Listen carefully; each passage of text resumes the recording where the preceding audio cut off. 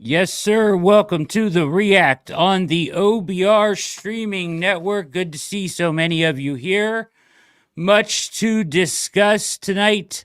My name is Brad Ward. The man next to me is the always fantastic Pete Smith. You can follow him on X at underscore Pete Smith underscore. The news of that everybody is looking to discuss, the Brandon Aiyuk trade rumors, we will cover in full here tonight.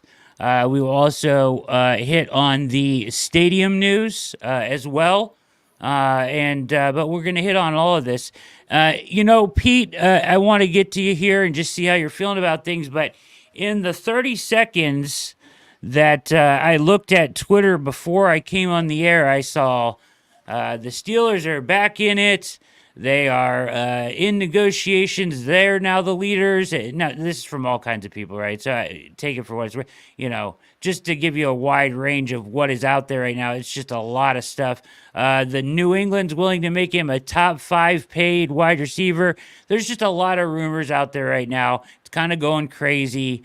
Where are you at with everything? First of all, how are you? And where are you at with everything right now? I'm good. It really just seems to be up to what Brandon Aiyuk wants. If it is true that the 49ers have trade frameworks with the Browns and the Patriots, and let's say for the sake of argument, they've got a negotiation with the Steelers, it really comes down to who Brandon Aiyuk wants to sign with or not. I mean, the answer could be none of the above, and he could play out this year with San Francisco and see what happens. But if there's trade framework in place, it's entirely a matter of negotiating the contract. And at that point, if he likes the deal, if the Browns are involved, they're not afraid to pay it out. And they might not even hesitate. And who knows, Brandon might be waiting for them to say, just guarantee the whole damn thing. Because they have so many tools in their arsenal to sort of throw at them. I mean, there has been talk that he likes the Steelers. I don't know how true that is, but if that is the case, they might be the least appealing option from the standpoint of the 49ers, because I don't know what they can give them other than picks. And as much as the 49ers would like to get draft assets, they want to win the Super Bowl. And draft picks can't do that unless they're going to turn around and trade them for something else. It's always looked to me, and I don't think this has changed, that the Browns make the most sense from the 49ers standpoint. The 49ers have the thing the Browns or the 49ers would want, seemingly Amari Cooper. And especially now that this deal has been restructured, his base salary is now $1.12 million or something like that. The 49ers would love that, because that would allow them to save about $13 million in cap room, and most likely use that money to then pay Trent Williams. So they get a number one receiver who can play a couple years with them. They could extend him essentially at a perfectly good price. They add in Deebo Samuel and George Kittle and Juwan Jennings. The thing with the 49ers traditionally is it takes a long time for their receivers to get comfortable, including Aiyuk. It took him a while to earn the trust of Kyle Shanahan. Part that, not surprisingly, if there's animosity there between Aiyuk and the 49ers, that may be part of it. So Cooper could theoretically step right in, help them win now. That is what the 49ers want. They get a player and potential draft assets, though the fact that the Browns would be eating about $18 million would suggest to me that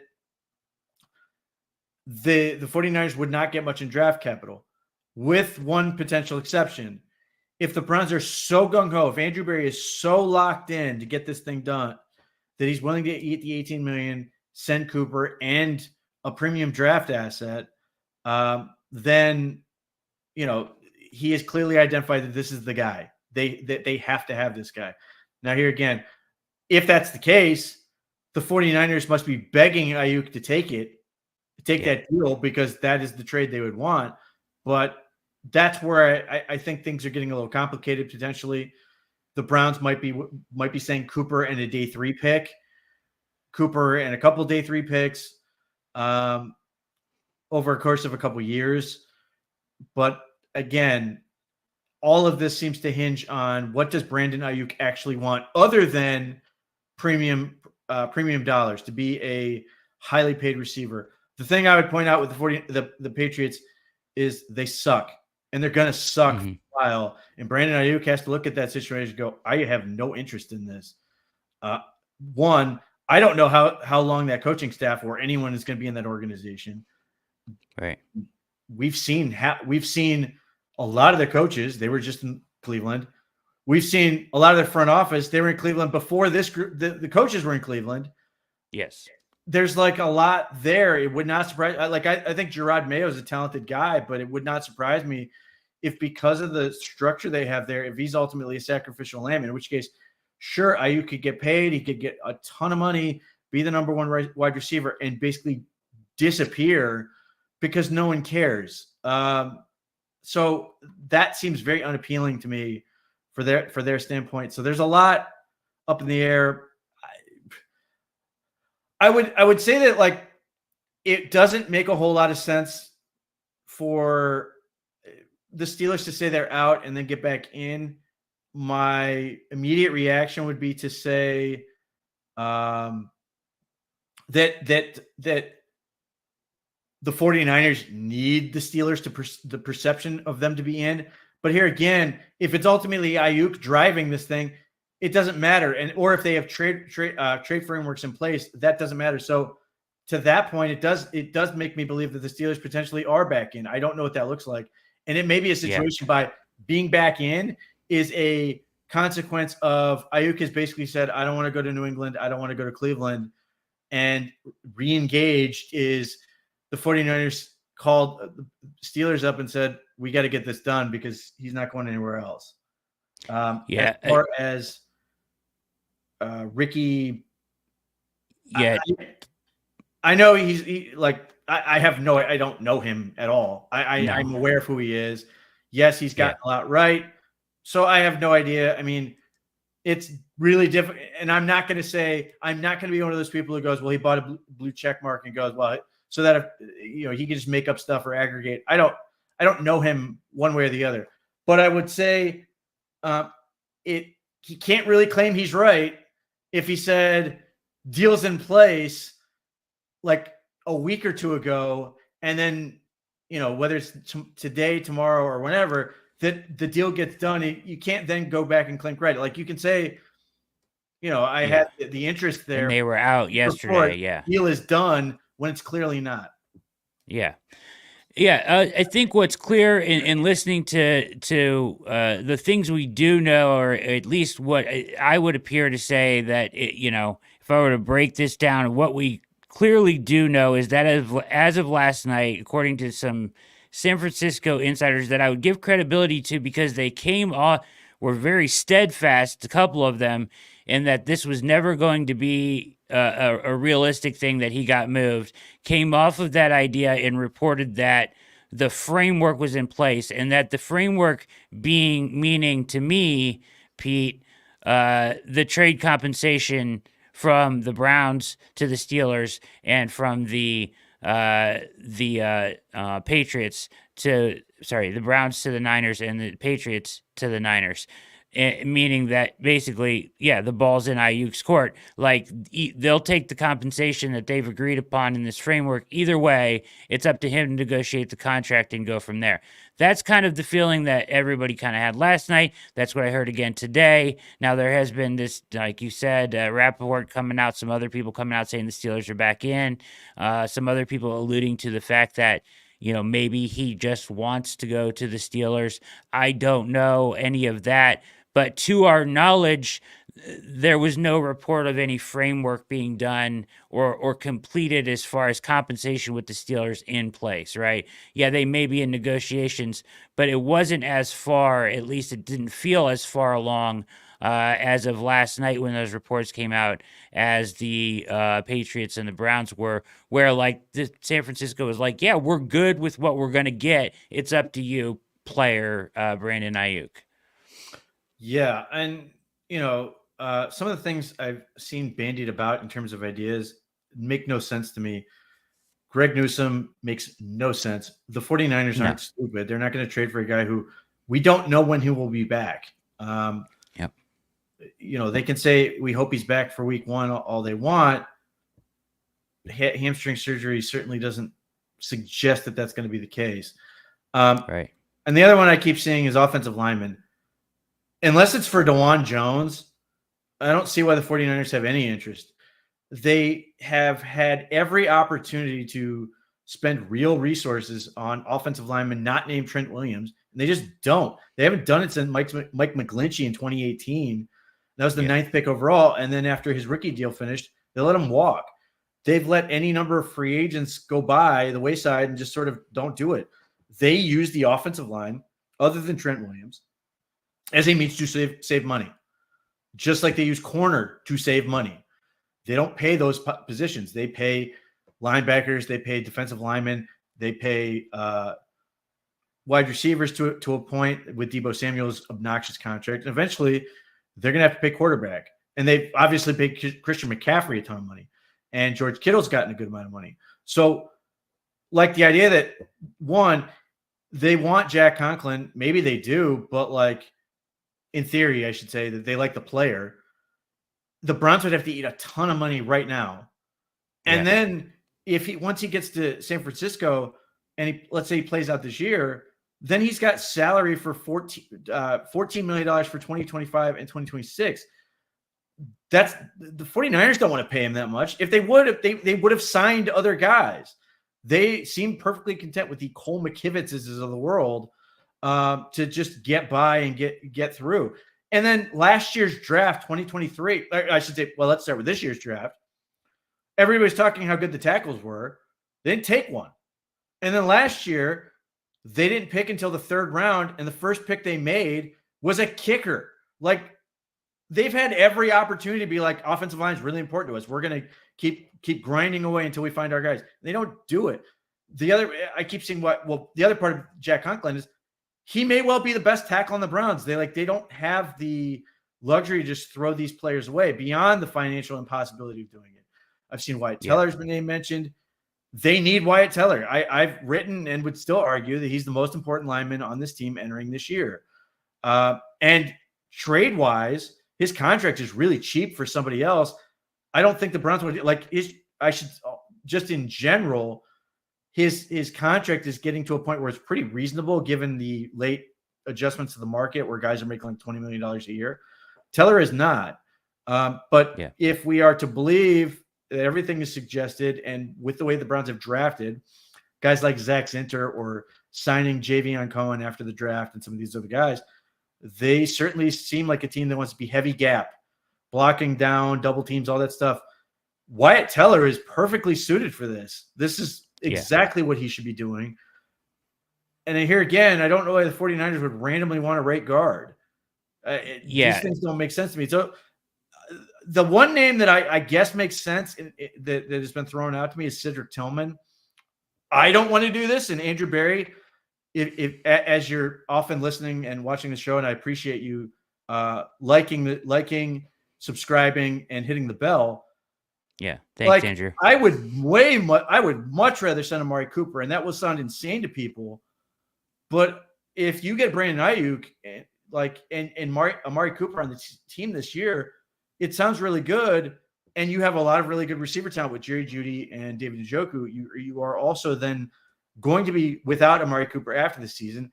And Cedric Tillman, who seems to be having a very good camp, was your next guy who's also on a cheap rookie deal. You do not want to give that away. This is the thing the Browns have been desperately trying to get, is drafting somebody and developing them. Like, I would hate to give him up, even though, as I say this, yes, Brandon Aiyuk is much better and I'd rather have him. But the guy I would really not want to have to give up in this scenario is Cedric Tillman. I also have a little bit of a question mark as to whether Tillman would be able, if the 49ers believe Tillman would be able to acclimate quickly enough. Now, the one thing Tillman does do that the 49ers would love is he blocks. He's a willing blocker in that standpoint. So that's what, to me, I look at this entirely at wide receiver. see all of this through. The 49ers want to get, if they're trading Aiyuk to either the Browns or the Patriots or the Steelers, they want wide receiver help. They can't just create a giant Brandon Aiyuk-sized void and just be like, I guess we're cool. And that's understanding they have Debo and they have Juwan Jennings and they just drafted Ricky Pearsall and all this. But the 49ers will open themselves up to the every what if they go out this season and do not win the Super Bowl after trading Brandon Aiyuk. Everyone will sit there and kill them publicly, and I don't think unfairly, to say if the 49ers still had Brandon Aiyuk, we would have won the Super Bowl. And that's a tough spot to be in if you're the GM. That's why I think they are desperately hoping to work a trade out with the Browns. I know they keep the speculation that it's Kendrick Bourne with the Patriots. I don't know how much that really changes for your team. But if it's Amari Cooper, I think you can turn to fans and go, we got a really good receiver, even though we had to give up Brandon Aiyuk. Yeah, so when you kind of sift through the nonsense and get down to the reports that at least I view as most credible in this situation, they want a veteran receiver in return.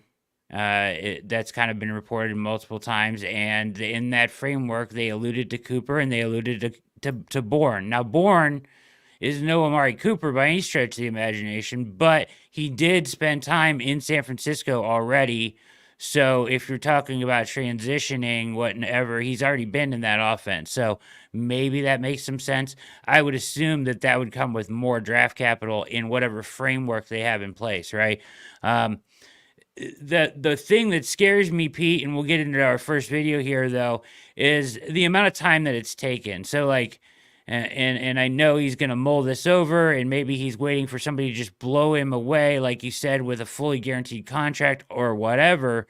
But with the framework in place and San Francisco saying, yeah, these two teams we've checked off, we like the compensation. If they're offering upwards of $30 million, why hasn't he taken one of those deals yet? That concerns me a little bit as far as, as someone who wants him to end up in Cleveland. That is a little bit of a concern that maybe he does not want to come here or he does desire another place better. So there's things to keep in mind, I think. We're going to get to our first video here tonight on the React. Thank you all for tuning in. You guys filed in quickly. 664 of you watching. Hop on over to youtube.com, Orange and Brown Report. Hit like, the thumbs up button, hit subscribe. We appreciate you. It just takes a moment. It does so much for us, and we appreciate that in advance. We're going to jump into Get Up from this morning as they hash out the insider stuff from last night. And kind of give us a look at this stuff. We'll stop when appropriate and kind of, do our analysis thing with this video here. Thank you all for tuning in. We appreciate it. It's a fun time right now with the preseason game coming up and all of this stuff going on. Lots of comments in the chat. We'll get to some of those here in a little bit. Let's get to our first video, though. A massive developing story regarding the reigning NFC champion San Francisco 49ers and one of their preeminent offensive weapons. As you are probably aware, Brandon Aiyuk has not practiced with the team in training camp as he awaits a new contract. It's one of these ever popular hold-ins. He wants to be paid like one of the top-level receivers in the NFL. It does not appear as though the 49ers view him as a situation where they're going to go there. So, as of last night, we had some new developments in this story, and they could be very significant. Jeff Darlington is my insider extraordinaire. Jeff, go. Greeny, first and foremost, a very happy birthday. And for your birthday, I give you some salacious and delicious news when it comes to Brandon Aiyuk, because overnight, Matt Maiocco, a longtime beat reporter for the 49ers, reported that there is framework in place for a potential trade with multiple teams. Now, that includes the Browns and the Patriots. Now, let me unpack this for you because there's a lot to this. Now, our ESPN reporters are also all over this. The Browns have been interested for quite a while now. So too have the Patriots. But right now we're moving the chains a little bit forward because now it's about trade compensation and it's about the actual compensation to Brandon Aiyuk in the form of a new contract. Now this is where it gets especially interesting. Aiyuk still has the ability to completely squash all of this by simply saying, I don't like the contract offers from the Browns or the Patriots and stay with the 49ers. The 49ers too could squash this by saying, we don't like the trade compensation from the Browns or the Patriots. But the point. All right. Can you imagine, Pete, if after 8 months, a hold in, all this stuff, he's like, no, I'm just going to go back and play on my $14 million fifth-year option. Would that not seem insane at this point a little bit? I don't know about insane. I've always looked at this as Brandon Aiyuk has been very, very, very interested in getting to his next contract, his next team. That seemingly has been a theme throughout this offseason. He just wants to move on and go where he's going to go rather than sort of drag this thing out. The one caveat to that would be if Aiyuk doesn't like the options there and feels like if he goes back, one, could potentially win the Super Bowl, assuming he stays healthy and everything works out, he will ultimately get franchised. And then he gets to sort of potentially reset the market in terms of which teams are out there. And then maybe a team that he really wants to play in or play for is then going to come to the table. I don't know how likely that is. And just from a common sense standpoint, I mean, you can go bet on yourself and all that stuff. And I couldn't blame him if he was, if his whole thing was, I just want to win the Super Bowl. But that hasn't been at the forefront of a priority for him. It's been about getting paid. And like, if you're that, go get paid, go get your $120 million. And then do what most people do in these situations. Immediately start complaining about the contract, about now you want out after you got all this money. Go get the bag. I mean, that's more of an NBA thing where you get your massive contract and then immediately go, now trade me. But nevertheless, like, go get paid and get what you want to get and then try to finagle your situation later. But that's why I sort of look at this and go, the Browns have a really good setup for you potentially. If obviously a big part of that is whether or not you believe in Deshaun Watson. Maybe Aiyuk doesn't. But like if you're just comparing situations, even if he loves Pittsburgh, which is speculation, does he love the quarterbacks there that may or may not be there for at this point next year? That may be a completely different quarterback, or does he love the theory of going to New England with the situation they have there, or being an African-American athlete in Boston, which comes with a certain reputation that is not good, and you don't like the idea that the sun goes down at 4:30.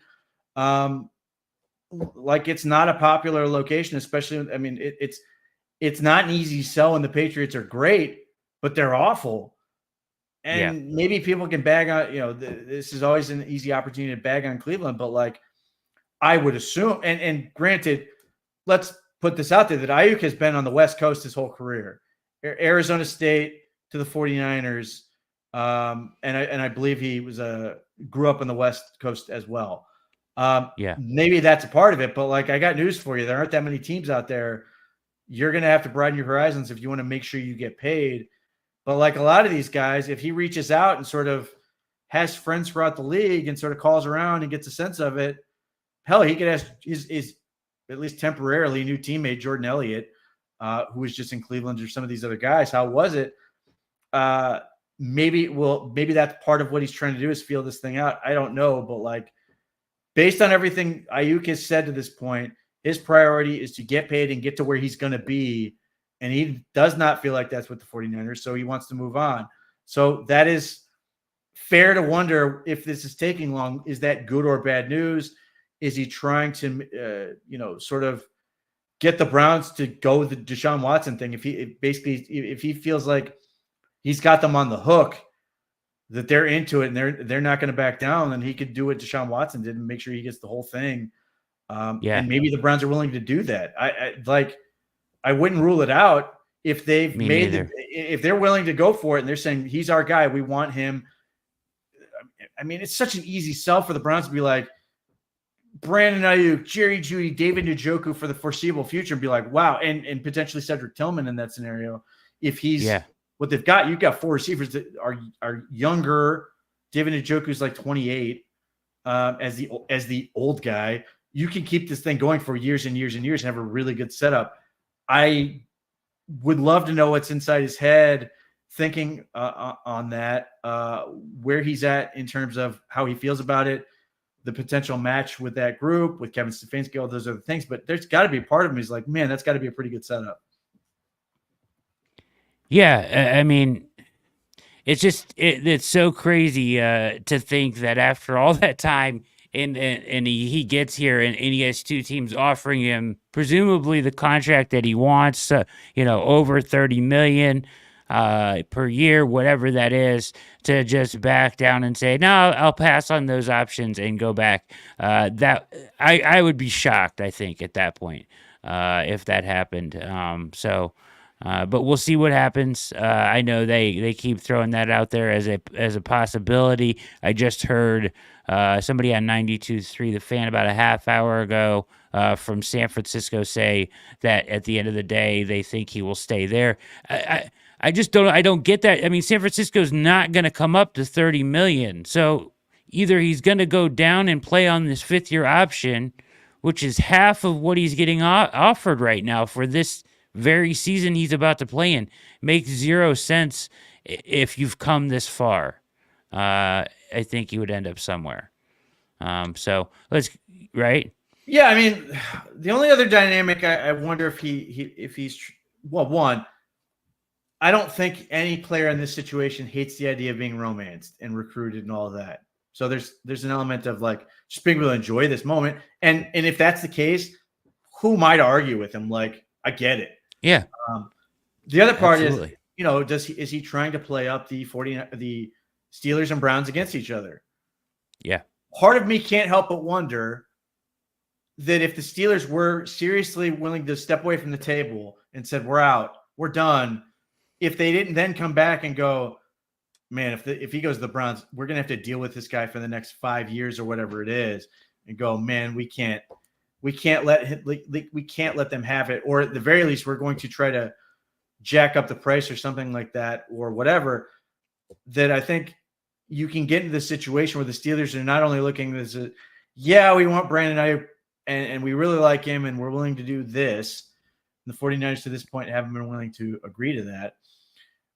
But if the idea of making sure the Browns don't get him gives them a little extra incentive to offer a little bit more, who knows? And the same is true of the other side. I mean, I know from my standpoint, even though the Steelers who have a reputation of magically being able to draft all the great wide receivers who would then be paying a whole lot of premium assets to trade for a whole lot of money, I don't want to see him in Pittsburgh. I don't want to play this guy. I don't want to see the Browns play this guy twice per season. He's good. Like, he's legitimately good. I would hate to see that. So that if it's in my head, I can't help but think it's in the minds of other guys. I mean, if you've watched, for people who've watched the Giants Hard Knocks, Mara comes in. He's like, man, I really don't want to see Saquon end up with the Eagles. Obviously, that's ultimately where he ends up. That's a factor for these guys, that they are competitive in all this. And, does that add a little something? Yeah. And to your point about the Steelers, like, you back away, but I mean, at some point you're thinking, I can at least go back to the table and influence this somehow, right? Even if I don't end up with him, I can at least influence the Browns, interdivision dealings here somehow just by being present at the table. So, although a lot of the rumors today are rumoring that they're more serious, I just don't know what they would give back that would satisfy, as far as a receiver goes, that would satisfy the Niners. They don't have one. Right. I mean, exactly. So I don't think straight up, I don't think the 49ers want anything to do with George Pickens. Right. And after that, it's the dude they just drafted. I mean, they don't have anything. Nobody wants Van Jefferson. Nobody wants Calvin Austin. Calvin Austin, yeah. I mean, they don't have anything. I mean, unless you're shipping TJ Watt over there, which cool. Or something like that, or Keanu Benton, which I can't imagine the Steelers would want to do. It's just draft capital. And here again, draft capital is great. But even if like the Steelers were willing to give a first and a third, and it's a great trade, it's not going to feel great if, it may feel great in this time in 2025, but it probably won't feel good if the 49ers don't win the Super Bowl and you're sitting there going, we were a Brandon Aiyuk away, and instead we have a first and a third round pick that we get to use next year. Like, yeah. I poked fun at the 49ers all offseason and the Dolphins and some of these other teams where basically your whole thing was like, man, we should have been way better than we were. This was our season and we blew it. And this could be sort of the fallout of that. Fumble in the chat says, and it's an interesting question, for this year, not any future years, is Aiyuk that big of an addition to cost Cooper and a draft pick or two?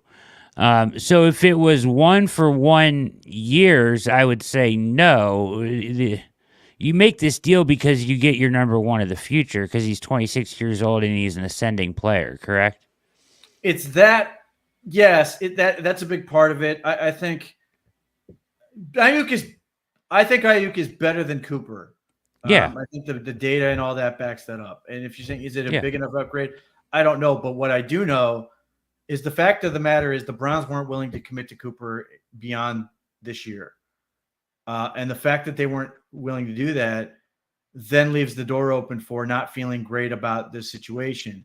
If you get Aiyuk, he's here for the next however many years, just like you did with Jerry Jeudy. You, at that point, know that Brandon Aiyuk and Jerry Jeudy and David Njoku are going to anchor this thing for the next several years. I think that's a big reason why you want to do that. He's obviously younger. Aiyuk might be just entering his prime or continuing his prime and just building up his numbers. I mean, that is just a huge deal for them to be able to just be like, this is who we go. This is who we've got. This is where we're going to be. This is our group for the next however many years. Get used to it, because that is a very difficult group. Whereas Amari Cooper could be great this year. And then, let's say nothing happens. Aiyuk stays and the Browns roll with Cooper, which maybe what happens. When we start getting into like week 10 and towards the end of the season, a lot of questions are going to be, are the Browns going to extend Amari Cooper? Because they're probably going to want to do it before the season's over. Free agency. Yeah. I don't, and depending on how the season goes, the Browns might, if let's say Jerry Jeudy were disappointing or got hurt or whatever, and Elijah Moore has a sort of another up and down year, and Cedric Tillman doesn't quite develop the way they want. Now you are then sort of forced to be like, we have to keep Amari Cooper and potentially paying him more than they would otherwise want. That's the other part is if you get this done, it's done, and you don't have to think about these things. Absolutely. You're watching the React here on the OBR streaming network. Make sure you hit like and subscribe down below. Hit that notification bell so you know every time we go live. It just takes a second. Knock that out for us. 848 of you watching now. We appreciate it. I know it's big news. Let's get back to this video here. Here is the conversations are extremely intense right now. They are ongoing, and it does feel like, at least in this regard, we are moving towards some resolution when it comes to Brandon Aiyuk and the 49ers. Okay, yeah, I mean, phenomenal. Exactly what we've been talking about. Once they start talking about a trade, it almost feels as though you're activating the launch sequence, right? They've accepted in their own minds that this is the direction this is likely to go, so now they have to figure out how to do it. I want to underline, and Jeff, I'll let you do it as well, some of the things that you just said. Brandon Aiyuk does not have a no-trade clause in his contract, but for all intents and purposes, he might as well, because no team is going to give up the kind of compensation the 49ers are going to want in exchange unless they're going to be able to sign Aiyuk long-term as part of this deal. Right, Jeff? So That's what you mean when you say Aiyuk has to like whatever contract it is the acquiring team is going to give him, and the 49ers need to like whatever the team is willing to give up in compensation. So we really have two major hurdles to jump over in order for a trade to get done. Yeah, that's very true. This, in some ways, feels a little bit like Aiyuk is getting an early shot at free agency in the form of being able to negotiate a new contract with other teams, but he doesn't get to do it with every team because the Commanders, for instance, reportedly have backed out of their interest because they weren't willing to give up the trade compensation that the 49ers desire. So we do have multiple parts here in play, but the fact that the Patriots and the Browns have emerged at least shows you that the trade compensation is getting very close to being realistic. Can they also get the contract in line with what Aiyuk wants? That a very important play. And one final note, we are hearing that Amari Cooper of the Browns would potentially be involved in the trade with the 49ers should this wind up going down. Are people going to start citing me for this stuff? I believe I had this. Yeah, I know, right? Like, not to take a little victory lap here. We've been on the train all off season. We've been talking about this for as long, all the way back to before the draft, I believe. But yeah, so, and here we are, just a couple of days before the preseason, and it seems to be reaching ahead. I think he has some technical difficulties here. Let's see what. You're on the doorstep of being a champion. You had the lead in overtime in the Super Bowl last year, so you're not looking to take a step backward. So it would make sense that they would want a good player to step into that. And very quickly, for those who don't know the history, the reason that the Commanders feel significant, once upon a time, Brandon Aiyuk and Jaden Daniels were teammates at Arizona State, and they remain very good friends. Okay, Dominique, first blush, first reaction. Well, this feels like, honestly, an inevitable outcome because Brandon Aiyuk's advanced statistics suggest he's amongst the best in the league, but his production does not. So that tells me that the 49ers offense is not fully utilizing him, and we understand the type of players that it seems the Shanahan system, or at least the San Francisco version of the Shanahan system, prioritize. It's the versatile players, guys who can play running back and receiver like Debo and McCaffrey, guys like Kittle, who's a great blocker and a great receiver.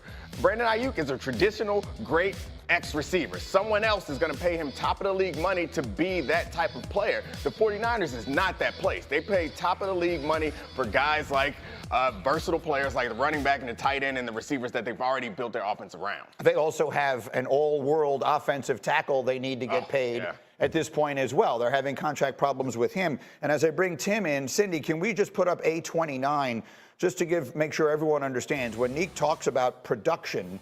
I mean, here's the statistic he's talking about. Aiyuk is one of the best in the game at gaining yards, averaging 12.9 yards per target. Insane. That was the highest by any player since we started tracking this in 2006. So again, they don't go to him the way teams go to Justin Jefferson and CeeDee Lamb and these other guys. But when they do, he produces on that level, which makes me want to ask you, Tim Hasselbeck, maybe the simplest of questions. Should we view Aiyuk the way we view the top receivers in the NFL? I don't feel like we talk about him that way when we mention the very best guys in the sport. His name does not come up. Is he that level of good? I think that he is, and I think in a different offense where he was, the complete focal.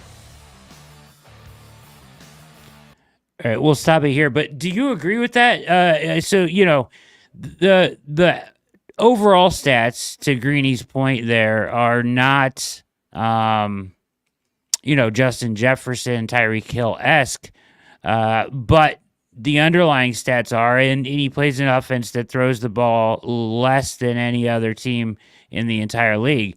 So do you view him, Pete, as a top 5 receiver in the league with the Jamar Chases and the Justin Jefferson and Tyreek Hills of the world? Does he belong in that conversation? In that 5 to 10 range is fine. I would say that if he's not in Kyle Shanahan's offense with all those weapons, he's not going to average 12.9 yards per target. He's just not. Right. I mean, Kyle Shanahan is very good at what he does, and creating those opportunities. Cleveland saw it, his ability to get Josh Gordon every opportunity. He's done this at other places. Andre Johnson when he was with the Houston Texans. But that doesn't mean that like it's going to drop off to a point where you're going to sit there and go, oh, he's no good. He's a really, really good receiver. The physicality he plays with is a perfect fit for what the Browns want to do. The 200+ pound AFC North style guy who can block, guy who can out muscle people. The Browns have a type. Aiyuk is that type. Explosive receiver. And what's interesting is he and Tillman have a lot of similarities in terms of explosive testing numbers. Neither guy's particularly agile, but they can get off the line of scrimmage. They have a lot of play strength, and they both can catch the ball. So I think he would be great for the Browns, great for what they want to do. I think the Browns being this interested, they know exactly what they want to do with a player like him. But the part I would disagree with on that analysis from Dominique Foxworth, yes, the 49ers pay those versatile guys, but they really wish they didn't pay Deebo Samuel. And if they didn't, this would be done. Yeah. They would sign Brandon Aiyuk and move on. But that contract with Deebo Samuel is awful. They tried to trade him, could not give him away. And they're stuck. And this is sort of, a bad contract. At wide receiver, so relatable. I don't know anyone who could possibly fall in the mix for the Browns in the past year. Anyway, the bottom line is, like, if not for that, they would have put this guy down for a contract and moved on. But they can't, and they're going to have to pay Brock Purdy, and they've got to figure out this thing with create enough space for Trent Williams, and they've got to be able to keep that defense together. And the fact is they've still got Nick Bosa, they've got Javon Hargrave, they've got all these players they're bringing in. You watch the amount of like top 50, top 100 lists, it seems like there's 11 49ers on them. Now, that doesn't really say a whole lot. I mean, that is a mixed blessing for Kyle Shanahan that he is, one, able to get these players and they're all very good for him, but you have all these good players and nothing to show for it in terms of the Super Bowl. That sort of opens up the blame game to be able to, like, well, they have all these guys. Why aren't they winning? Well, it might be the head coach. So ultimately, I think, as we've talked about forever, Aiyuk is perfect for what the Browns want to do. It's perfect for the age, perfect for the fit along with Jerry Jeudy, getting that pure boundary receiver, getting Jeudy who can play in the slot, play outside a little bit, having Cedric Tillman, who's another guy who can play on the boundary and do some different things. And then, at least for right now, Elijah Moore, who's able to line up inside, outside, and give you a lot of those things, and David Njoku, who can line up and take away the middle of the field. And the fact that you can create situations where the defense has to pick how they're going to deal with Aiyuk, Njoku, and Jeudy on a given play, all while having Nick Chubb in the backfield with what we hope is a very healthy and full mutant healing factor Nick Chubb back to 100% or better. That is a terrifying prospect for defenses. So it's a great situation for the Browns if they can pull it off. The only thing I would sort of add to this whole thing is the longer this takes, and look, I don't think Barry is a guy who's chasing. That doesn't strike me as his style. Clearly, if they've got framework, they're done offering. I would just say that every day that this is not done, if like Cedric Tillman, seemingly had a good day today, Jerry Jeudy has had a couple good days in a row. Yeah. Does the longer this, or meanwhile, the Pittsburgh Steelers look and watch, a tumbleweed blow through their field at the wide receiver position, does this sort of change the dynamic where maybe the Browns or other teams feel like, hey, we don't need to go this far, or conversely, the Steelers go, man, we really got to have wide receiver. And for them, Arthur Smith offense, Aiyuk is perfect for that because he blocks and he's physical and he does all these things. Yeah. You've got Pat Freiermuth and all that. So like it might who knows? Maybe the fact that they've re-engaged, they went out and they go, God, these guys suck, and go, we got to get a new receiver in here. Who knows? But that played out. I mean, the guy that immediately jumps out at me in Browns history is Butch Davis. one of the worst negotiators in history because he'd go out and have a bad practice and then just bend over for whoever it was, namely Gerard Warren, and go, man, we had a bad practice. I will give you all of my money for you to show up. Like, that is a thing that plays out. Now, hopefully, you would hope you have a professional enough organization that you're not that irrational, but it does happen. Right. Yeah, and it's the difficult part of, negotiations on a contract of this magnitude at this time of year, right? As you're preparing for the season and you've got guys on the field. It's just another aspect of this that makes it intriguing. Larry and Zeke Dog both bring up chemistry as a question in the chat, as far as alluding to Cooper and Watson. I would say, Pete, and I don't know if you agree with me. I mean, I'm sure they have a little bit of chemistry, but I mean, he hasn't been on the field enough for them to really even say that they have a tremendous chemistry together. I know that they're friends off the field, but I can't imagine that Aiyuk would have a hard time stepping into this offense and performing in a similar manner to the way that Cooper has. I mean, in some ways, it just looks like Cooper is chemistry independent. I mean, we watched him thrive with PJ Walker. When PJ Walker threw it in the area code, he caught it. DTR caught it. Joe Flacco, no problem. Like, I don't suspect it would be different with Jameis Winston. Like, Amari Cooper is just a player who just seems to understand how to do his job, and it just works. And yes, does added chemistry help? Maybe you would think it would. However, I would point to Dallas and go, why the hell did this stop working with Dak, where like Cooper sort of got cast aside in some ways? Ultimately, one of the reasons, along with not getting the vaccine, are the reasons he was sort of pushed out, is he sort of became like a forgotten entity. CeeDee Lamb was a really good receiver, and they had these other guys, and like Amari Cooper sort of fell out of favor for reasons that I don't get. So to me, I don't know that it's a huge deal. But obviously, if the Browns keep going with this with Cooper, one would hope that like the more and more these guys play, I think this has more to do with Watson than it does with Cooper. It's just playing, just keep playing, stay on the field, keep playing, that you're going to get better and develop more chemistry. But like, I mean, again, the thing I go back to is that throw against the Ravens, like, it just had nothing to do with chemistry. Just Watson just trusted it and fired it, and Cooper was right where he needed to be, and it just worked. Yep. All right, so we're gonna go here. You're watching the React. That's Pete Smith. I'm Brad Ward. Thanks for watching. Make sure you hit like and subscribe. We're gonna get to video too. It is also on Aiyuk. We won't spend a ton of time on this one, but it's Trish Eisen. They present some good questions here that I thought we'd get to. Then we will get to some of the stadium stuff here tonight as well.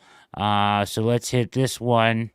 And stay on this topic for a bit longer here. Duke wanting out of San Francisco. I did not think in a million years the San Francisco 49ers at this late stage, first week of August, would entertain the idea of trading him. Now, entertaining the idea of trading him before draft, that makes sense. You trade for draft choices that you use on the spot, especially since you know where the draft choices are landing in the order, because the draft is about to begin. That's the way it happens in most leagues, except if you're the NBA. Then you say, oh, we'll trade you for a 2034 first round unprotected pick or whatever the hell they call it. Okay. But that's the way it works in the NFL. Because if you trade somebody now for somebody's draft choice later on, you have no idea. That draft choice could be worse than you think, because you're trading him somebody good. Thus, the draft choices you get back will be made worse for you because of how good the guy you're trading away is. That's the way it normally works. When you trade somebody away in the middle of the season, or even less unheard of, at the outset of training camp, because you're right there. I mean, you're right there. You're a month away. from the playing season. And not just any playing season, a playing season in which you're defending your conference title. And not just any playing season after which you're defending your conference title, a season after you took the defending back-to-back champs to overtime and took a lead in overtime. I mean, this happened. So why would you trade Brandon Aiyuk away now? It's going to the playing season with him. Well, you could say he's not going to play for you. He's told you he's going to hold out. Well, again, ask Le'Veon Bell how that worked out. Trust me, Le'Veon Bell will wind up being the last NFL player to hold out that deep into a season and threw up. You agree with him? Probably. I just think the way the NFL is changing, it just every time they do a CBA, it seems to eliminate the need for it between the hold in and the various ways they can sort of manipulate things. The players don't have as much leverage as they used to. And like careers are short enough that it's rare that you're going to see a player be able to just turn down, in this case, $14 million. I mean, yeah, it's a lot of money to be like, I'm just not going to play. And if he's willing to do that, more power to him, but it's unrealistic. Now he may say, I'm going to play this many games to get my accrued season. You guys figure it out when I'm playing them. But that's it. That's about as far as they go. And the 49ers may just tell them to stick it. So, I mean, there's just not a whole lot of ways that players have leverage other than in this particular instance where he's sort of able to dictate where he goes if he's traded. But like beyond that, it's still ultimately pushing him onto the field and playing, which is the way the NFL wants it. Yeah. And to the point from the video before, I mean, that's why I thought it's so crazy if he went back from this point, is like he's managed this well enough. Him and his agent have managed his situation well enough to get to a point where it literally is in his control of negotiating the contract through his own agent and getting the money that he wanted and making a selection between a couple teams. Now, it's not free agency, and maybe he doesn't like the options, but, I mean, to come this far to navigate this, to get it to where it is, to where it's real for the Niners, and then say, nah, I'm just going to stick it, it just seems so wild to me at this point. Larry in the chat saying, all the talk about culture, I don't... Culture doesn't depend on one player, I would say, Larry. Or not. Yeah. I mean, if your culture hinges on one guy, like you don't then really it's not have really culture, right? Yeah, it's just you have one guy who's a leader. Yeah, exactly. The Browns and the 49ers, however they do it, the Browns have tried to empower players over the course it took years. I mean, I think last year was sort of the pinnacle of what Kevin Stefanski's been trying to build and what we've seen.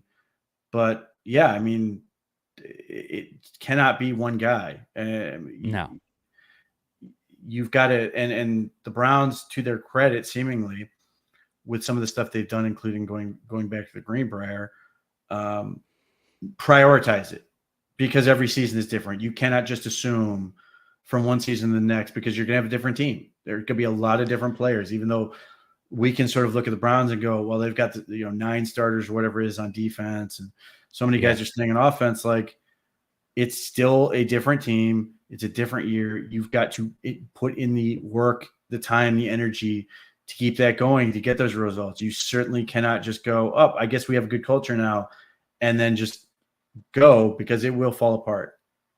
Yeah, it has to be recreated every season, every off season, because each one is its own entity. So it can't depend on one person, and especially somebody that, and I know Amari Cooper is a great role model and stuff, but he's not the most vocal guy either. So, I wouldn't. I'm sure he helps the culture, and he's a great teacher of route running and all that stuff. But Larry, you calling it lip service, I would highly disagree. But we haven't seen what they're going to do in 2024. Right? We can say that they had good culture last year, but we don't know yet about this season, I would say. Agreed. I think that's entirely fair. Like, the players may be saying the right things, but like a couple years ago when players were talking, and I think 2021, we're going to be great, we're going to be this and that, and then it just didn't happen. Like, fortunately, so far, once again, the Browns are sort of keeping it to themselves in terms of what they expect, other than sort of what they expect of themselves just day in and day out. And sort of the standard they hold themselves. But beyond that, they're not telling you we're going to do this, we're going to do this. They're focusing on the one work. day at a time, and all and the work and all those things. So, to be determined. The Browns had a really strong culture last year. One would like to think it will carry over, but they have to prove it. Yep, absolutely. All right, continue a little bit more here, and then we'll change paces. But it's just not going to happen again. Now then, after I say something so definitively, I said they weren't trading Brandon Aiyuk. And ask anybody who covers the 49ers, they thought the same thing, including Matt Mayoko, who was the one from NBC Sports San Francisco, Bay Area, to first break the story last night that Aiyuk, not only are the Niners willing to trade him, but they've made deals with not one but two teams willing to acquire him. And now Ayuk's just got to talk financial turkey with those teams. And the teams are the Browns, the Patriots, and on top of it, the Commanders were in on it, these conversations, and so are the Steelers. But they're out. Like Shark Tank, they've announced, I'm out. For whatever reason, maybe the draft compensation too steep, or Ayuk's contract demands too steep.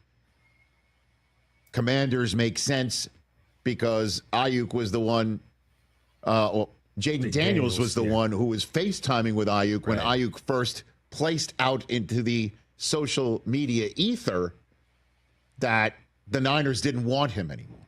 That's the way he described it. And Jaden Daniels was a collegiate quarterback of his when they were in Arizona State together before Daniels wound up in LSU. Makes sense. And as for the Steelers, I mean, to salute. They are doing things and being aggressive in a way we haven't seen in quite some time. I mean, they are thinking outside the box up there in Western PA. But black and gold. Too much in terms of draft compensation or maybe monetary compensation. Who knows?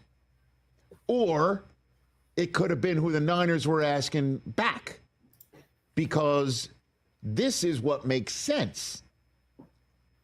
When you trade somebody in training camp, normally, again, it's just we're getting him gone because he doesn't want to be here. We want volunteers, not hostages, or we really believe that he would hold out in the season, and we don't need it.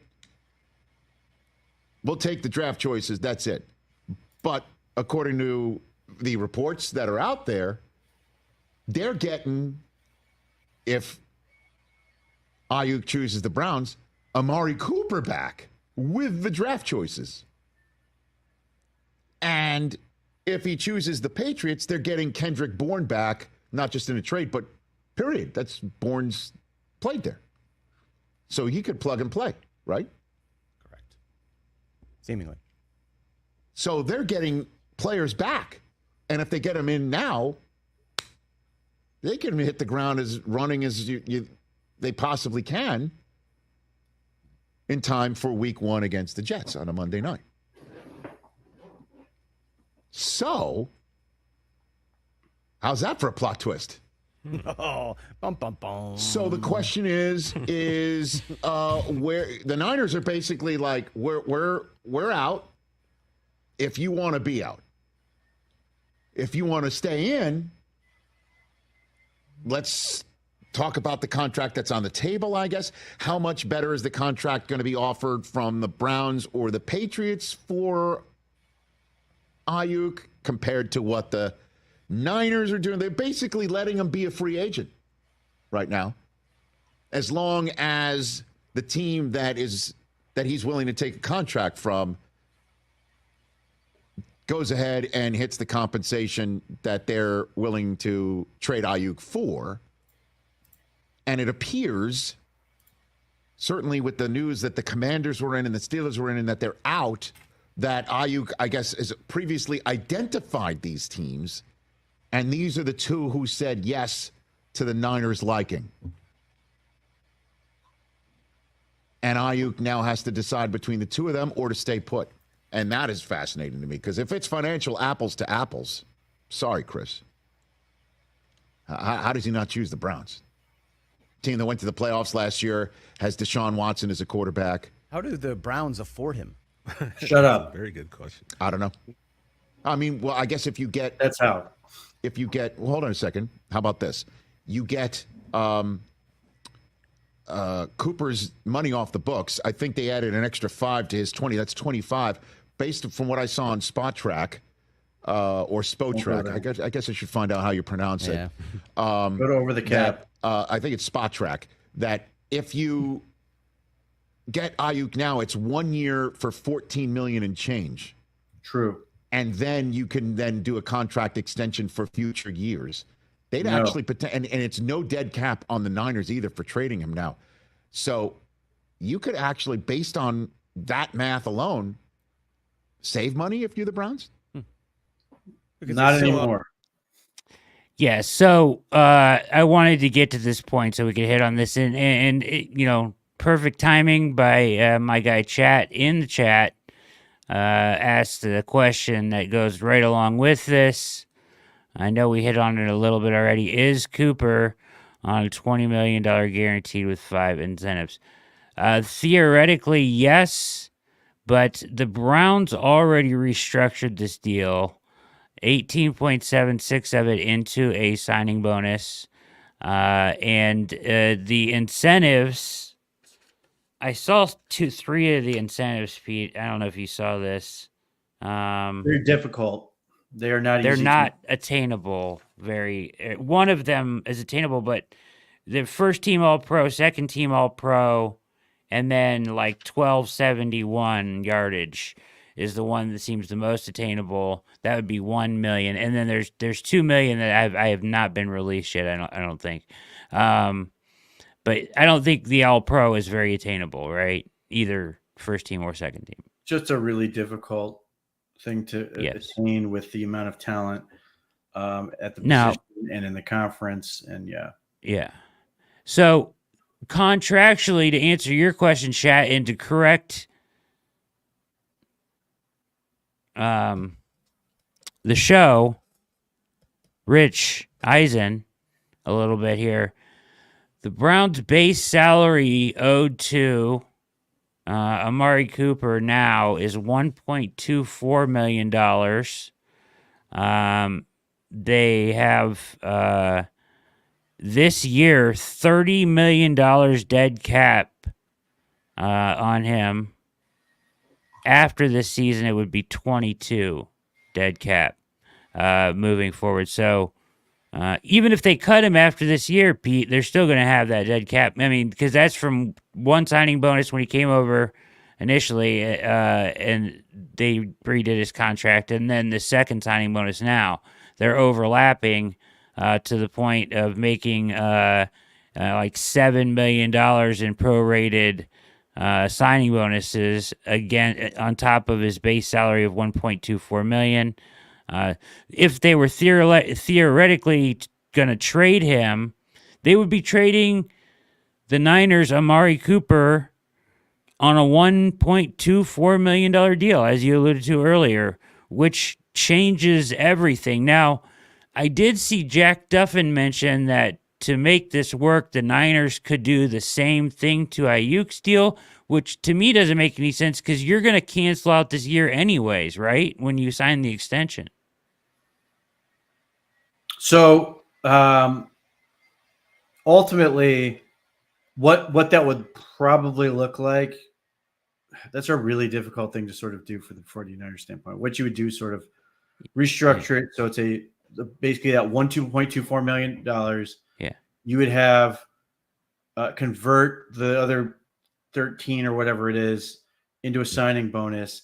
And in the extension, you would have a series of roster bonuses. So in next year, if he's on the roster this date, this amount of this salary then becomes guaranteed, and so on and so forth. That would be the way you'd get around it, so that the 49ers, that the Browns could negotiate this contract so that the 49ers trade him, the contract's all set and done, and then boom, they could do it. Now theoretically the 49ers could, like, there could be two moves here, which is essentially the 49ers restructure it the way Jack Duffin is describing. He's traded and then immediately agrees to a new deal so that you don't necessarily have to do those roster bonus days like that. Now, they may still do it anyway because it's kind of a useful way to do it. But nevertheless, that's going to be sort of what it looks like. But yeah, the Browns, in a world where had the Browns not agreed to the restructured contract, the Browns would have saved cap space.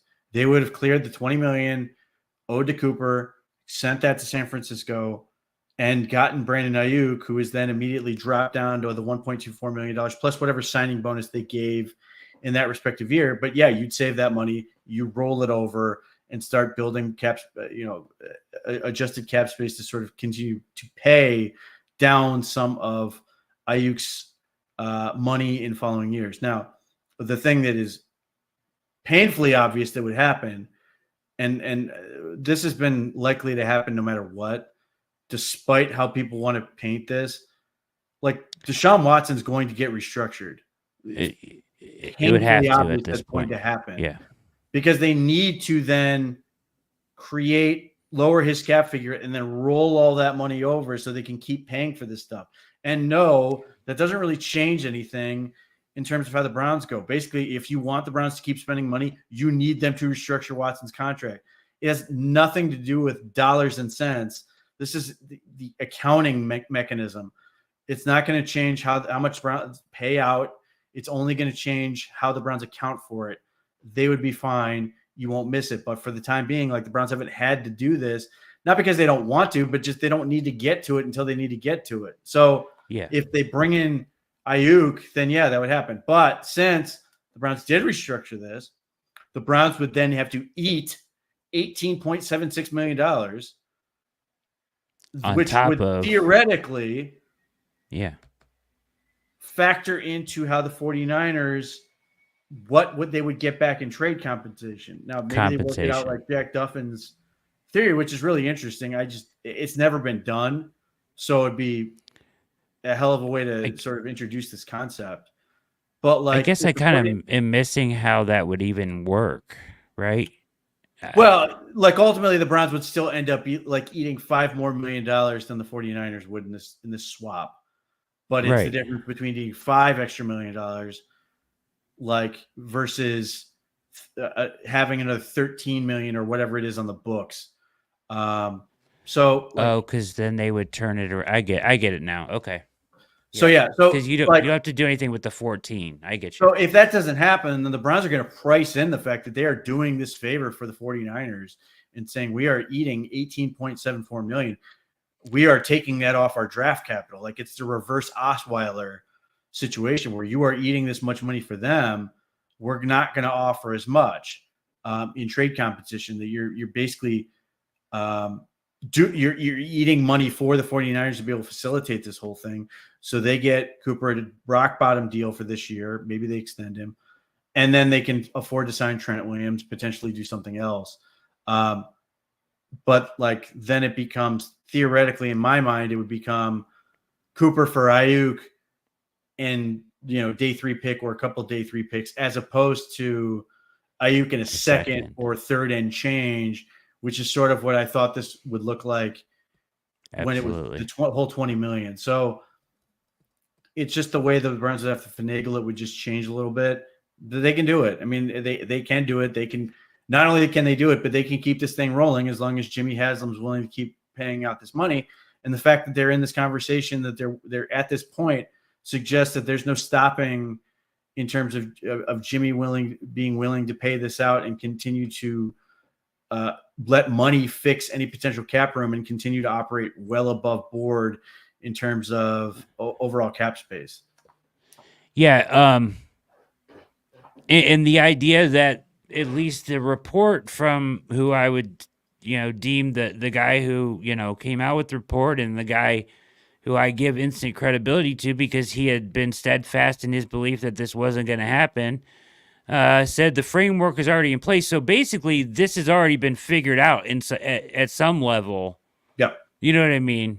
So they've made it work somehow to even get to the point where they can say, all right, Brandon, it's your choice, right? So really, it's a moot point, but it's interesting. It'll be interesting to see how they navigated that aspect of it, because it seems like a hurdle, right? Last question here on this topic, and we'll keep it moving on over to the stadium talk. But Justin in the chat, you think the deal will be done by this weekend or linger on in all training camp? I'd like to say it's going to be done pretty soon because I think all parties just want to get over with at this point. Be, right? Like Aiyuk, in as much as he might like sort of getting romance and all this stuff, like if he's going to be ready for the season, he's got to show up and start getting work with his new team, or go home, go stay with the 49ers and get to work there. Like, yeah, I think the longer this takes, the more Aiyuk is sort of hurting himself, because, let's say he gets his big contract and he's obviously thrilled with his money, but if he goes out and has a crappy first month of the season or whatever because he's not right or doesn't know isn't quite on the same page with the playbook and everything else, then he's going to get ripped, and the team's going to get ripped. So there's definitely an incentive for him to sort of get this squared away, get to his new team, and start getting to work, because the sooner he can do that, the sooner he can sort of justify being this guy, being this valuable, and start proving to everybody, yes, I was worth this. So yeah, I would like to think it's going to get done relatively quickly. By the weekend seems like a reasonable spot, but it's possible it lingers on longer than that. I just don't have a whole lot of reason for it to keep lingering. Yeah, I can't imagine why it would at this point. So, I mean, they've got to be close, right? Like, the team's going in knowing they knew the ballpark they were going to be in to pay this deal for Aiyuk when they're coming in, or else they wouldn't be here. And so that makes you think that it's got to be close. So, all right, let's transition over to some news on the Browns stadium front. As it was reported, twice last night as well, interrupting all of us that cover the Browns sleep schedule twice last night. The report from on the Browns stadium, $3.6 billion. And then another report today, which once again knocked their site offline at Neotrans Spawn or something like that. Anyways, it knocked them offline again today. They are reporting that this is basically a done deal and that it will be confirmed in like the next week, Pete. And it's the Brook Park $3.6 billion. I'm stunned. I'm stunned that they're going to the place they wanted to go the entire way. That's a huge surprise to me. So Pete, you've been once again, you're correct on this. You could take a victory lap that this is where it was going to go all along. We're going to take never a doubt. We're going to take a look here at the Ultimate Cleveland Sports Show. Talk about this. I'm going to step away for a second and use the restroom. I will be right back, and let's start this video. Ohio Transit Block, which, to their credit, has been over a lot of the stadium news sagas developments. Jason, do you know any who runs this or what? Because they've been right a lot. Yeah, they've got. Yeah, I don't know legit, personally. Right? Yeah, on stuff because like this. Yeah, mostly right with what they've reported. Okay, so you buy them. As legit. I think they're credible. Okay, go ahead.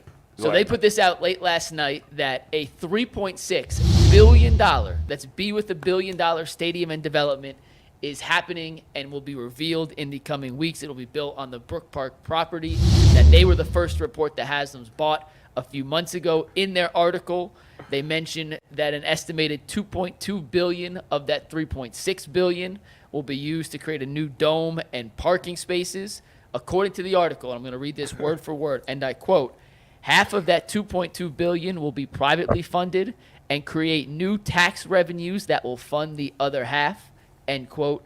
And then another $1.4 billion in private stadium area development is planned. You know what would be funny? Guys, who's paying for that? I don't know, and that's what I wanted to ask you. You want to know what's All right, so who's paying for that is whoever buys the land, right? So the 2 point the what they're talking about, the privatized land around outside of the stadium itself is going to be whoever buys the land and develops it. It's the Haslam's land. They can sell it to whoever they want. They can even develop it themselves if they want. But that's going to be all privatized and handled elsewhere, correct? That would be my understanding.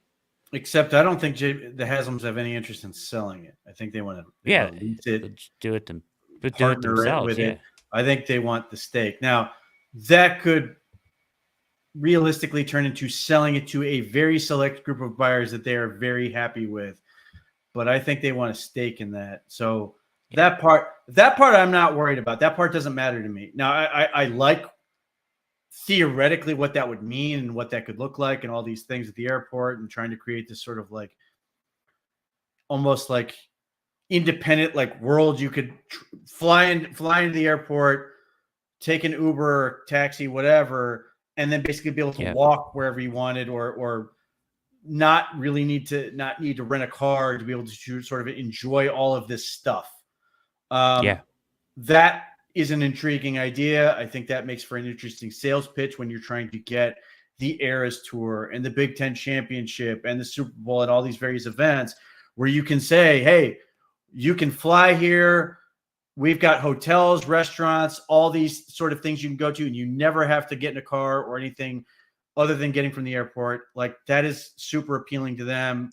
And I unique, think that's a great, very I think unique. That's a great sales pitch. But that part is completely meaningless in terms of like it's a cool sales pitch, and I'd be very curious if we get like the whole, presentation and this graphic of what they hope this thing looks like. That would be very interesting. But in terms of the price tag, absolutely meaningless in terms of what is going to matter to football fans and taxpayers and everything else. The number that matters is $2.2 billion. And where that money is going to come from. And my prediction all along has been that one of the ways they're going to sort of grease the skids on getting this thing done. So like right now they're saying, I believe they want $1.1 billion in taxpayer money. Yes. I suspect that part of like getting the Brook Park site greenlit by politicians and everything else was that at some point they're going to negotiate, and the local politicians and all that are going to really hard ass the Browns into sort of going, oh, the Browns are going to pay $200 million or $250 million of their own money, or maybe even as much as $400 million. And then it's going to come off, and this is what I wrote at the time, as a huge win that these politicians are going to be able to go, listen, we fought ownership and won. We got you all this tax money. We're saving it. We're fighting for you, which keeps them obviously in a great situation when election time comes along.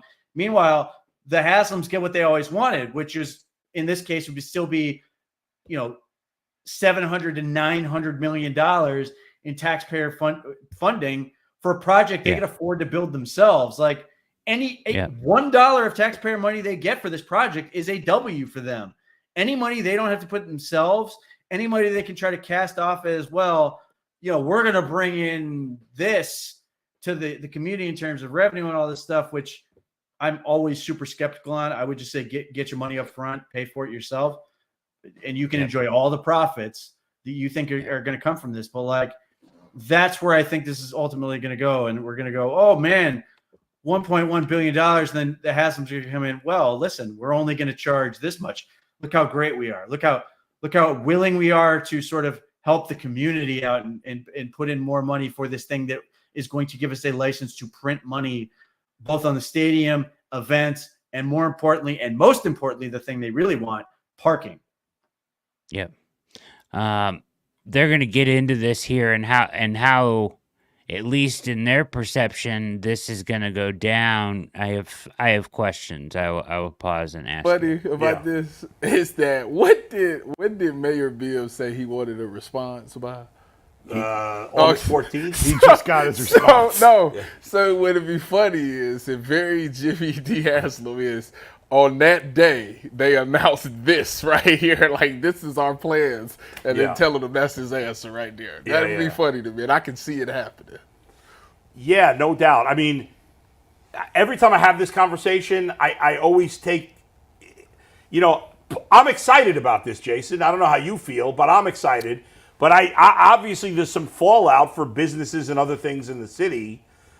In the end, as popular as the Browns are, it would be a lot worse if the Cavs or the Guardians were moving out of the city. Yeah. Because that's way more dates at their arena/stadium.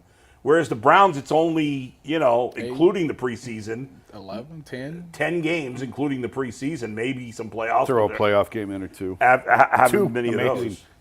Imagine having 2 playoff games. That'd be the number 1 seed, the number 2 seed. Ooh, stick it into existence. Yeah. So, I don't know, but I hear about this retractable roof. It sounds pretty exciting. Ain't it? Well, actually, I don't know that it's retractable. No, it's not. It's not. It's not going to be retractable? No. Every new stadium's had a retractable roof. No. It's a straight dome. It's not going to be retractable. So it's like, this is like Mercedes. That's even more money. So this is like, if you're going all the New way, Orleans Saints dome, or is the Colts? No, Colts. When was the last time a new football stadium was built that wasn't a retractable dome? Minnesota's not. Oh, it's not? I don't think so.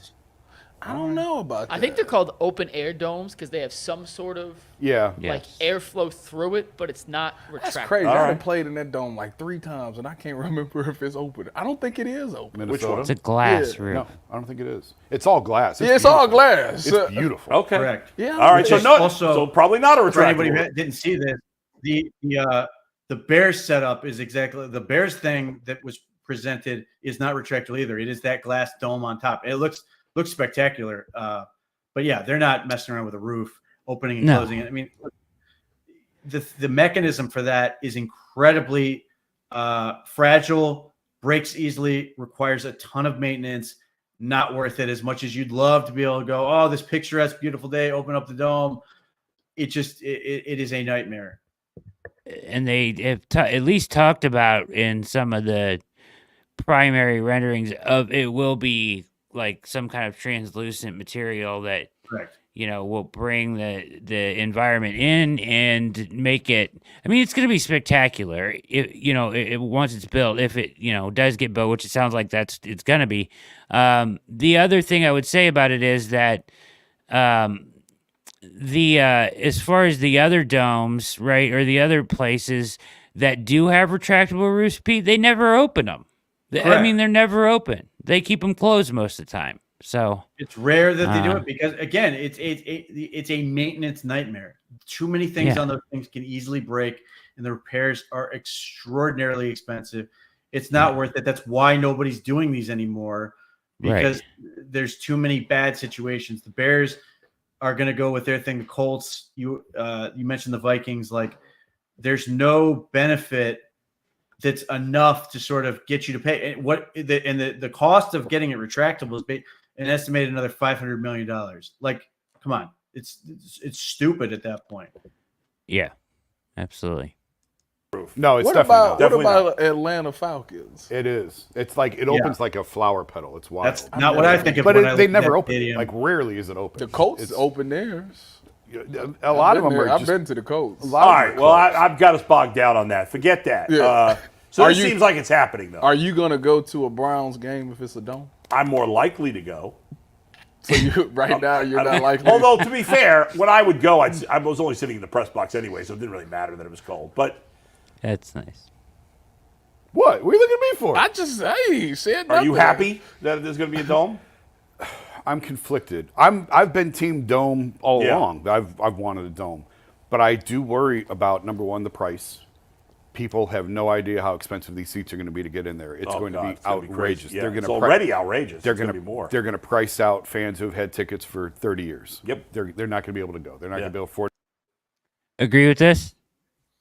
Hard to say for sure, but likely. I mean, part of the attraction of getting a dome is also the negative of getting a dome, which is return on investment. Like right now, there are a lot of people who don't want to pay tickets or don't want to get season tickets because the first thing they do when they get them is look at them and go, I'm not going to this game, and this game.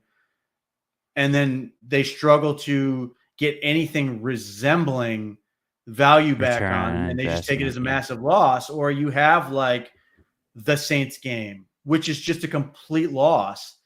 Nobody enjoys that game. Like that is part of it. Like if you are buying tickets, you want to know that you're going to be able to have, you may not enjoy what happens on the field, but you want to be able to know that I'm going to go inside.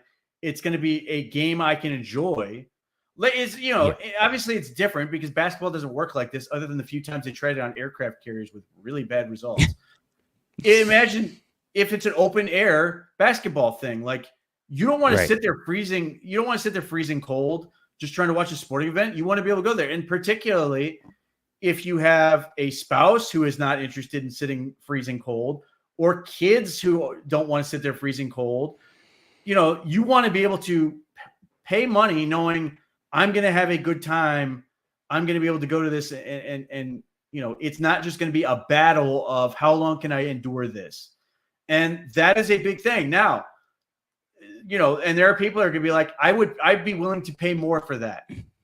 The flip side is there are going to be people who go, I could barely afford it before. I'm not going to afford it now. And I'm screwed. And I'm being asked to foot the bill for it on top of it. Like, it's tough. And that's why I hate the idea of public financing. Like, I think that ownership should build the whole thing themselves, buy it, own it, and then make all the profit they want off of it. Do whatever you want. It is yours. But like when you are trying to sell this as a public-private partnership and then go, yeah, it's public-private partnership, but you guys don't get to come because you can't afford it. Like that's a really difficult sell. And that's why I hate this stuff. It's unrealistic. It's not fair for those people. And yet they're the ones who are going to be paying for it. Like it's not a good look. It's not a good deal. And ultimately, if you're the ownership of the Browns or any ownership group, you don't care. All you're worried about is I get to keep more of my own money. I get a license to print money, and I'll deal with it. And I will donate a couple football fields to local high schools, which again cost them a fraction of what it would cost to foot the bill for the whole stadium. Like it's unrealistic to me. I don't buy into the idea that like if it's Cuyahoga County, being asked to pay this bill that you're like paying to keep the Browns here. You shouldn't have to. Like that's silly to me. But that is how some people will play it off.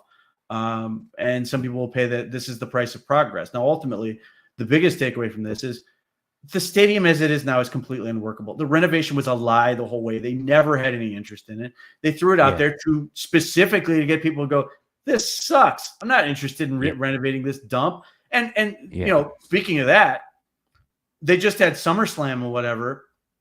And the biggest SummerSlam and all this other stuff. And a whole lot of people came out of it going, the stadium's a dump. Like, that's not where you want to be. And you certainly don't want to throw another $1 billion into it to still be like, why did we throw $1 billion into a crappy stadium? Now, as I've said all along, this is about manufacturing consent, getting people to go, we don't want this. Give us the new one. Give us the brand new one. Give us the thing that's going to attract all these events. Give us the new toy and progress and all these other things. Some of these are very real and important, but also there is an element of like a con being played here. And I think the Haslam's are doing it effectively, that people are going to get excited about the dome and sort of ignore some of the realities of this, like potentially taxpayer funding and all this other stuff. But here again, I suspect that $1.1 billion figure, if that's what it is going to come down and be sold as cost savings,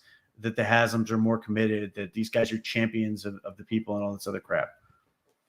Yeah, you've been talking about this for a long time. They're they're setting it up and slow playing this kind of a straw man, game here with the other proposal to make everybody think that they want this other thing, right? And that they chose it when really and they're going to talk about it's never been presented to the people ever, right? So, yeah. So the smartest thing the Haslams did on this whole thing, and I contrasted it against the Chiefs situation, is they never asked, "Can we do this?" It's always it has entirely been framed as it's this or that. You are immediately putting a choice onto people as opposed to asking permission, which is what the Chiefs did and were flatly denied. The Browns are basically saying, "Hey, we're building a new stadium. It's going to be great. It's all going to be these things. We're either going to do this or this," and people immediately jumped into picking sides as opposed to going, "Why are we doing this at all?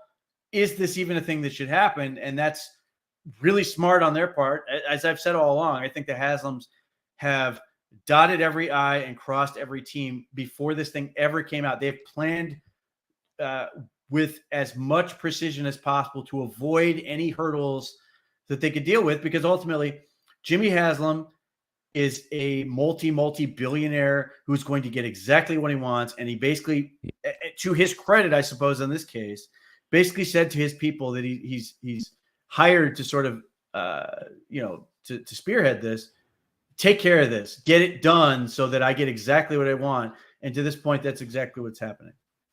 Yeah. So they're going to talk about it here. I'll let them talk about it, and then we'll finish up with that. Season tickets, they're not going to be able to afford the PSLs. Like, that's just the reality of it. Yeah. And I'm just a little queasy of the fact that they're not putting it before the people and letting the people vote. But they know it would not pass, which is why they're not going to put it before the people. Like, all these stadium referendums are getting shot down across the country. They're not passing. And this one would not pass. And so I told Mike before the show, I think I told you before, I think it was Mike, that I had been focused on the Minnesota deal and how they got the Minnesota deal passed. And we talked about it with like, with the pull tabs and the fact that it's today, right? Marijuana is available today. Recreational use. You can go to the store and buy it. Yep. And they hadn't been able to figure out sort of the tax structure around that. And I think at one point, the Browns were sort of looking at marijuana taxes in terms of like, how do we get this involved in like sports types of facilities? And I think I may have been looking at the wrong model, because I think it's for Jimmy Haslam to stand up there and say, we don't have to put this on the ballot. It's like, wow, that's bold to stand up there and on the record say we don't have to put it on the ballot. Well, Buffalo didn't either. Buffalo didn't put anything on the ballot. Buffalo just said, we're going to do this. What are you going to do about it? And well, the taxpayer, the poor and middle class always get screwed in these situations. And Buffalo did it by, I was talking to Tim Graham, who's actually from Ohio. Tim's one of our phenomenal writers in Buffalo who followed the stadium deal very closely in Buffalo.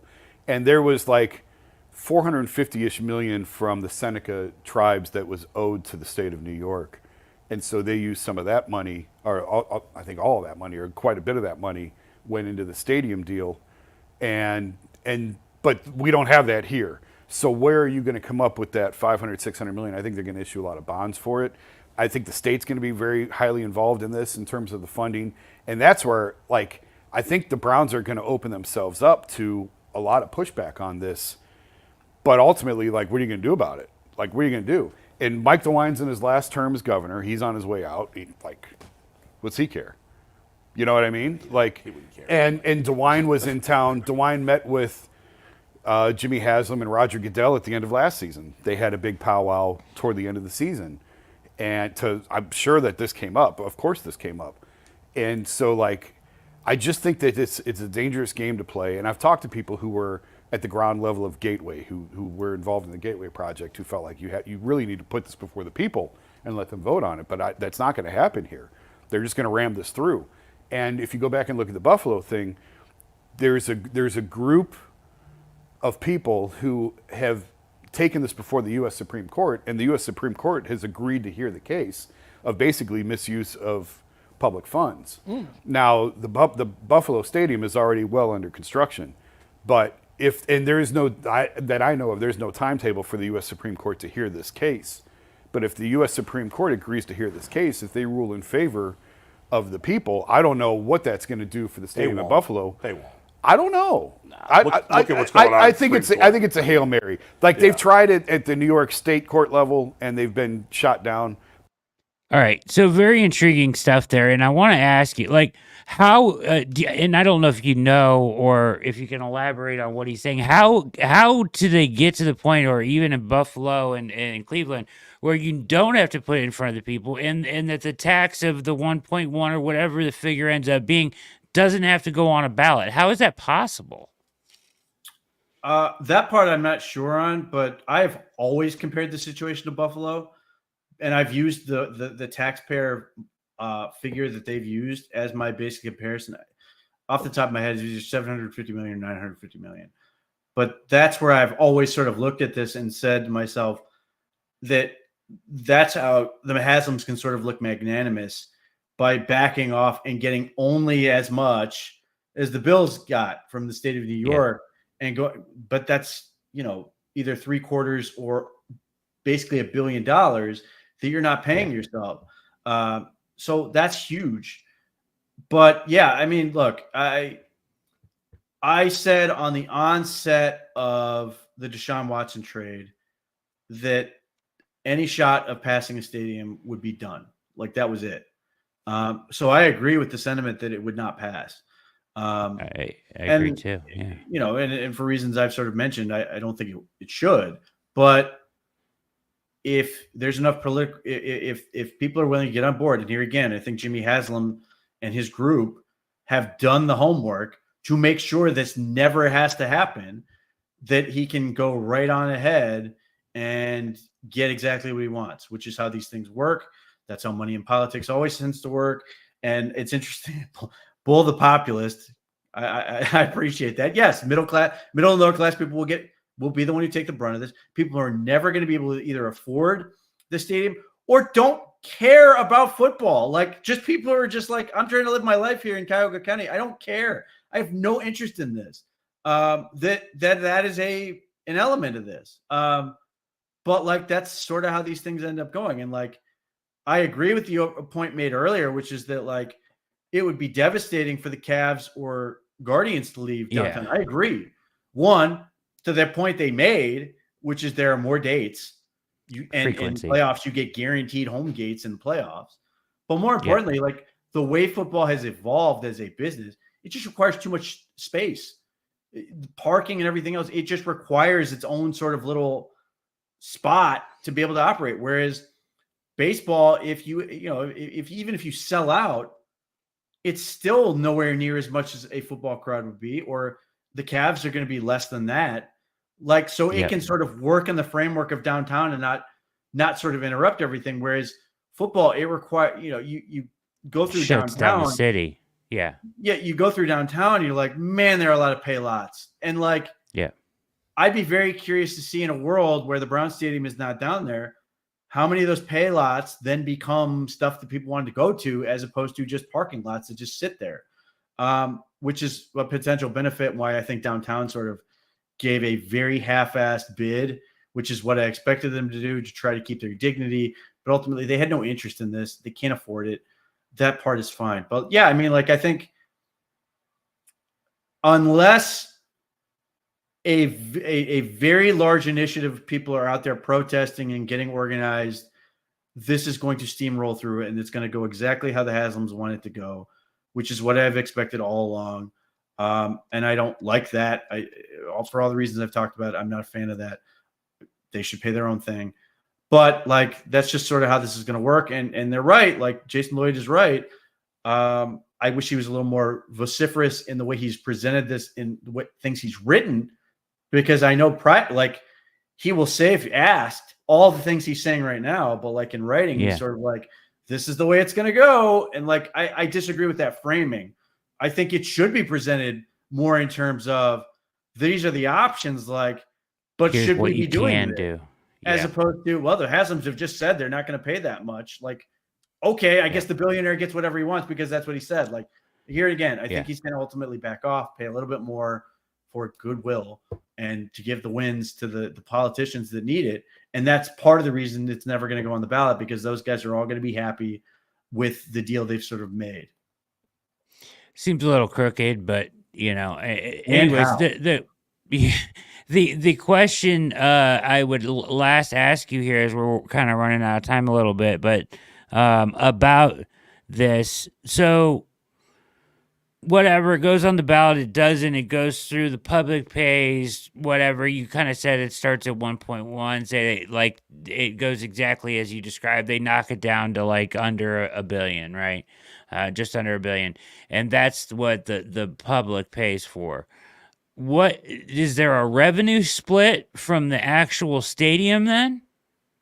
So the way it's at least being sold is that like basically tax revenue is going to sort of fix this, which is not. It will never, ever, ever catch up.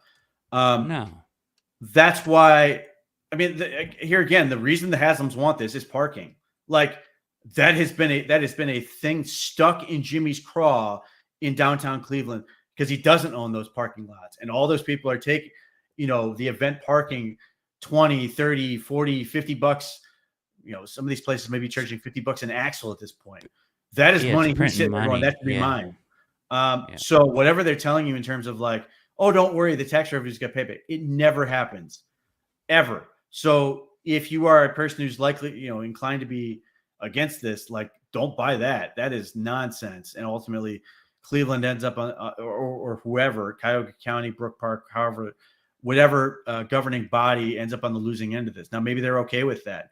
And they're going to take this as a sunk cost because Brook Park gets the Browns and, all these other things. But, like, it's a bad deal from that standpoint. So I'm very curious to see what it looks like when we get a fully fledged presentation. Maybe there's some tweaks on this. He mentioned bonds. They've mentioned gambling is always a popular sort of thing to look at, sin taxes, all these other things. But ultimately, you've got to produce a whole lot of money. And at the end of the day, it's difficult to do that without sort of making a major move. Now, I think that's the other way that this thing sort of works the way the Haslams want, where they go, oh, sin taxes.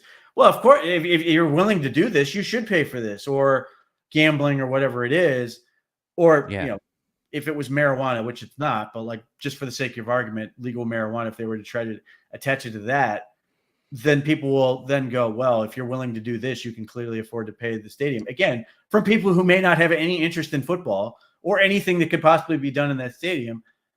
Correct. I find that to be hollow, but like people will talk themselves into it. And again, some of this is, they want to be part of progress. They want to be part of this new thing. They want to get the new toy.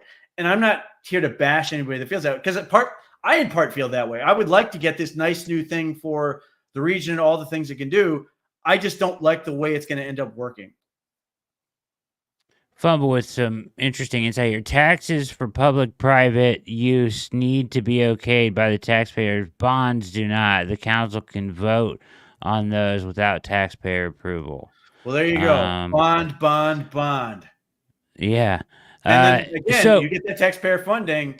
There, I should say, you get that the lowered cost, and they get to fight and go, oh, we got them, and then they will immediately approve these bonds.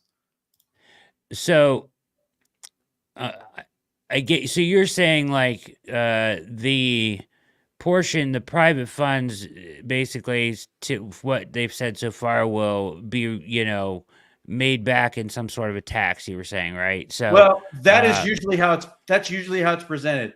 I don't want to say anything with too much confidence. I want to see the presentation, but that is typically how these things work, where they will try to sell the idea that our tax revenue is going to produce so much for the region that it's going to ultimately pay itself back. And they will throw a number at you and say in this many years, and you might as well quadruple it, because it's no shot it ever gets to the number they say it's going to get to. But the building is the Haslams? Huh? But the building is the Haslams? Like, correct. That's my question. Like, that's the other part. Because I've always looked at this like this. If taxpayers in this case are paying half of the stadium, they should get half the revenue, half of the stadium. But that's never how this works. Like, if you're asking me to invest in your thing, I would assume that I'm getting some percentage of the investment. And that's why these guys do this, is because they're going to come out and get 100% of ownership for 50% investment. And that is ultimately why why it's a crock and why people should, in my view, fight against this type of stuff. But that's typically how these things work. Yeah, I mean, it's conflicting. I for one, want to see a dome and think it would be really cool. And to everything you were saying before, it has the potential to be an incredibly unique atmosphere that, with the airport there where, public transportation isn't needed for people to come into town and experience the event they're coming to see. Plus, it'll be, Jimmy's World Part 2, right?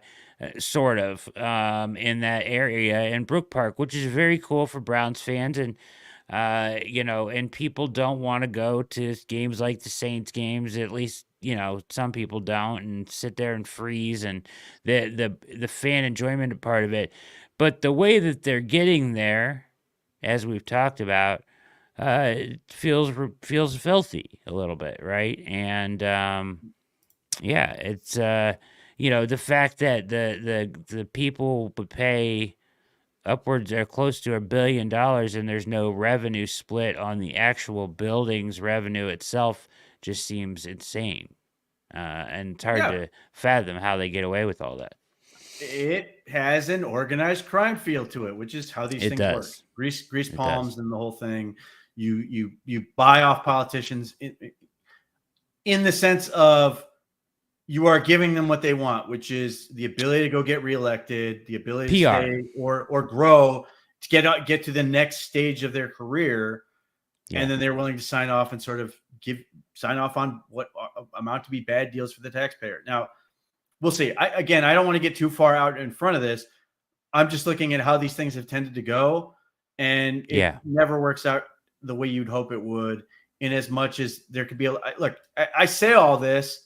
And I'm also excited about what the dome could be. I'm excited to see what this whole project could be. Like, I think there's a lot of potential good things to be in there. I just think the deal that's gonna take to get there sucks, and I hate it for people who are gonna get pinched. And I look at this like right now, like I'm annoyed at the fact the Browns only have a couple days opened in training camp. Now, presumably, when this thing's all done, there will be more. But it would piss me off if they did all this and then start charging tickets. Now, I don't think they will. I think they'll just get it on the parking.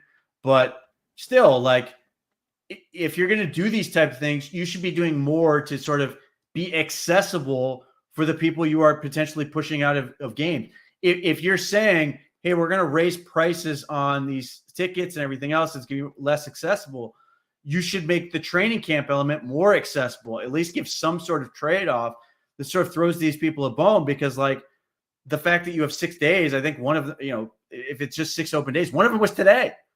They couldn't go. Like, are you going to make it up? Yeah. But like, nope.